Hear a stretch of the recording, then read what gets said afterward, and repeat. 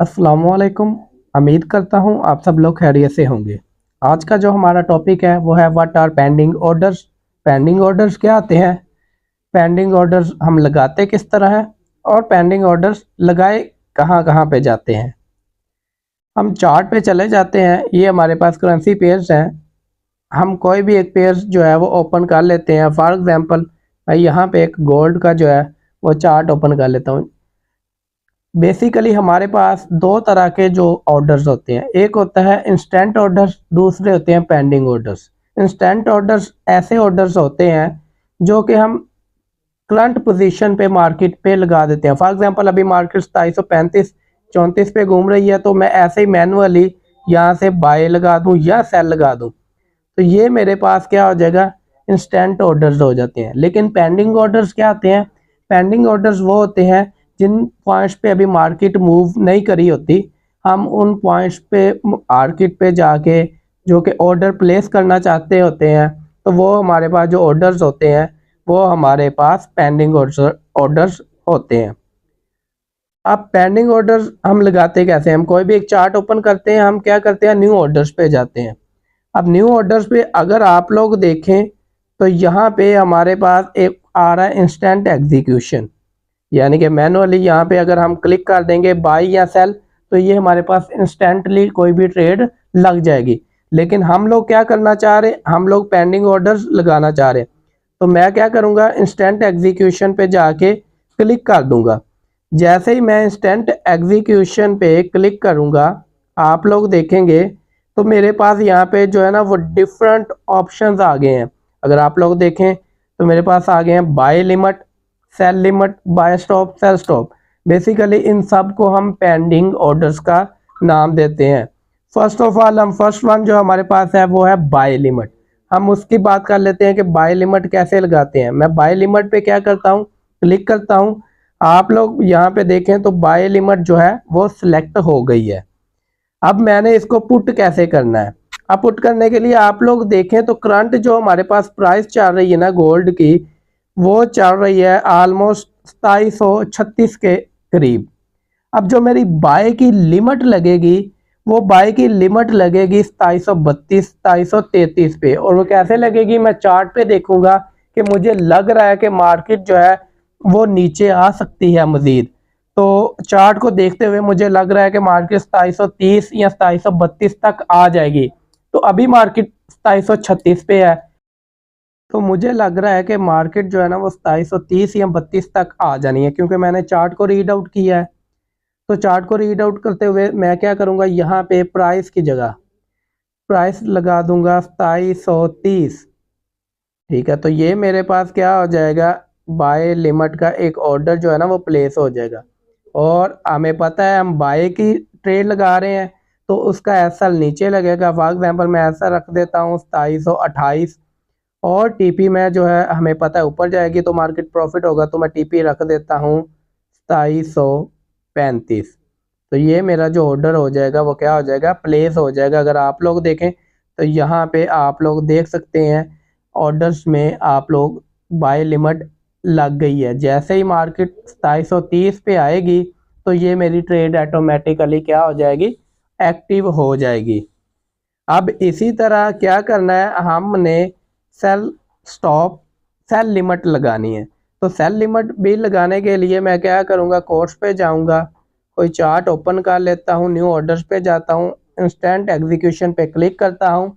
तो second one आप देखें तो सेल लिमिट है। सेल लिमिट जो लगती होती है हमेशा जो जो इस वैल्यू पे मार्केट चल रही हो उस मार्केट के ऊपर लगती होती है। अब फॉर एग्जाम्पल मार्केट 2735-36 पे चल रही है, मुझे लग रहा है कि मार्केट 2738 या 2740 तक जा सकती है, वहां से मार्केट हमें सेल मिलेगी।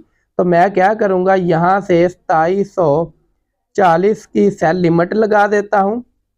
2740 की सेल लिमिट लगा दी। एसएल में सेल की ट्रेड है, तो एसएल क्या लगेगा, इसका हमेशा ऊपर लगेगा। मैं एसएल लगा देता हूँ 2742।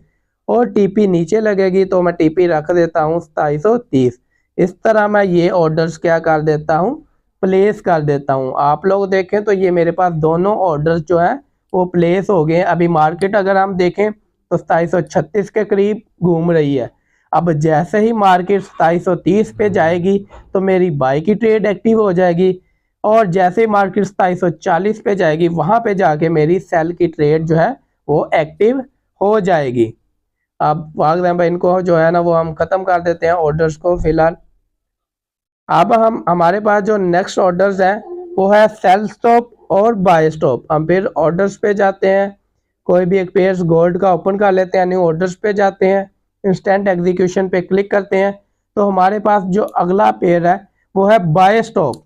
अब बाय स्टॉप को हम कैसे लगाएंगे? हम बाय स्टॉप पहले क्या करेंगे, सिलेक्ट करेंगे। अब जैसे मैंने बाय स्टॉप सिलेक्ट कर लिया है, अब हमें पता था जो बाय लिमिट लगती होती थी, जिस पॉइंट से मार्केट चल रही होती थी बाय लिमिट उसके नीचे लगती होती थी, लेकिन बाय स्टॉप क्या लगेगा, जिस पॉइंट पे मार्केट घूम रही है उसके ऊपर लगेगा। फॉर एग्जांपल मार्केट चल रही है 2736, मुझे लग रहा है ये 2738 तक चली जाएगी और उसके बाद वहां से मार्केट सही बाइंग में जाएगी। तो मैं क्या करूंगा, यहाँ पे 2738 का बाय स्टॉप रख दूंगा और ऐसा रख दूंगा 2735 का, 2735 का, और टीपी रख दूंगा, मैं बाई की लगाई है तो 2745 का। तो ये देखिए मेरे पास ऑर्डर प्लेस हो रहा है, तो ये मैं ऑर्डर क्या कर दूंगा, प्लेस कर दूंगा। तो ये मेरे पास क्या लग जाएगा, बाय स्टॉप। बाय स्टॉप और सेल स्टॉप बाय लिमिट में एक डिफरेंस है कि बाय लिमिट में जिस पॉइंट पे वैल्यू चल रही हो उसके नीचे लगती होती है, बाय स्टॉप में जिस पॉइंट पे वैल्यू चल रही होती है उस पॉइंट के ऊपर जाके बाय स्टॉप लगता होता है। इसी तरह सेल स्टॉप कैसे लगेगा, सेल स्टॉप के लिए मैं एक चार्ट के लिए न्यू ऑर्डर्स पे जाता हूं। हमने सेल लिमिट देखी थी कि सेल लिमिट जिस पॉइंट पे हम लोग देख रहे हैं, फॉर एग्जांपल मार्केट 2735 पे है तो सेल लिमिट ऊपर जाके लगेगी 2738-40 पे। लेकिन जो बाय स्टॉप होगा, हमारे पास सेल स्टॉप होगा, ये जिस पॉइंट पे मार्केट चल रही है उस पॉइंट के नीचे जाके लगेगा। फॉर एग्जांपल जैसे मार्केट अभी चल रही है 2736 पे, तो मुझे लग रहा है कि मार्केट यहाँ से जो है ना वो सही सेल नहीं मिलेगी, सही सेल हमें जाके मिलेगी 2732 पे।